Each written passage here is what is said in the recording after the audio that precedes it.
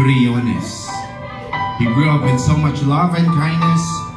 He is loved by everyone for his personality inside and out.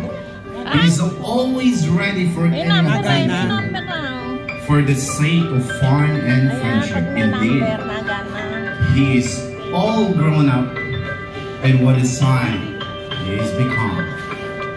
Ladies and gentlemen, may we introduce to you the celebrant.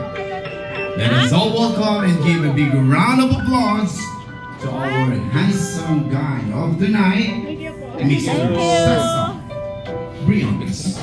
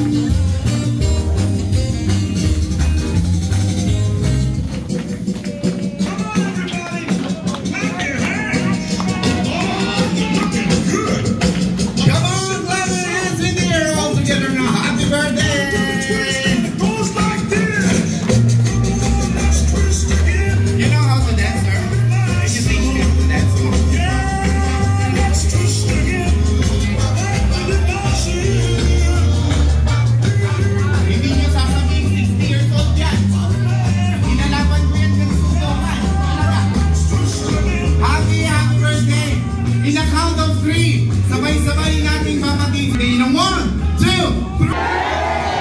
Yes, happy birthday, Sir Cesar. At alam mo ba, meron tayong special guest tonight. Alam mo ba? Hindi, di ba? Actually, nakuntsaba lang din ako, sir eh. For all you know, talagang magaling ako kakuntsaba. Huwag na po kayo mabubo. Let us go welcome our special guest. Pwede pa kayo tuloy. Kung none other than ayaw mo, ilang minutes na ba? Cesar Briones!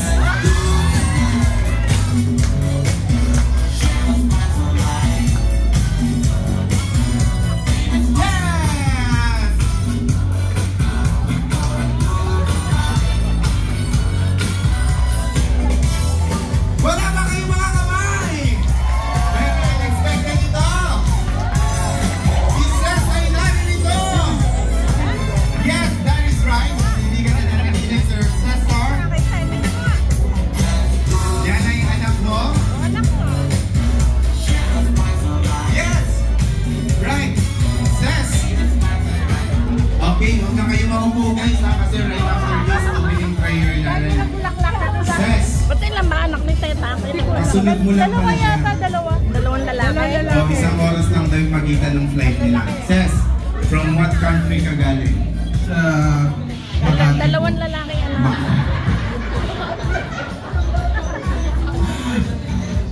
Sa Pilipinas, Sir Cesar. Natin ka din sa kabila. Bigyan mo naman ng konting message si Sir Cesar. Konti lang, huwag mo munang paiyakin ng tuluyan at ikaw na rin ang mag-welcome sa lahat ng bisitang makikiparty sa atin ngayon. happy 60th birthday. You know, Iiyak ko this is very nice. Sana masaya ka. And that's it, just happy birthday. Maraming salamat po lahat sa pagpunta. We're here to celebrate him and that's what we're gonna do. Yun lang po.